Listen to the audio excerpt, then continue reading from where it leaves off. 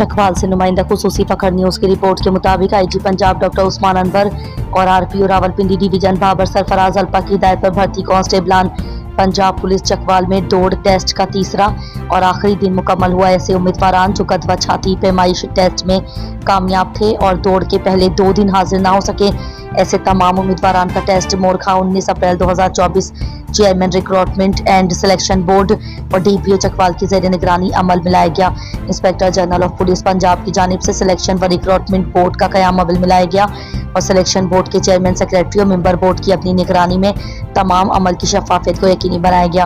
District police officer Chakwal captain retired Wahid Mahmood की हिदायत पर जिलाई सतह पर रिक्रूटमेंट कमेटी के क़याम और उम्मीदवार के 2 टेस्ट में सिक्योरिटी के फुल प्रूफ इंतजाम भी किए गए हैं और सिक्योरिटी आर्डर का इजरा भी किया गया है। संगम मार्की जहलम रोड चकवाल में तमाम उम्मीदवार की बायोमेट्रिक वेरिफिकेशन की गई और जहां पर उनके 2 टेस्ट की मुकम्मल वीडियो कवरेज भी हुई।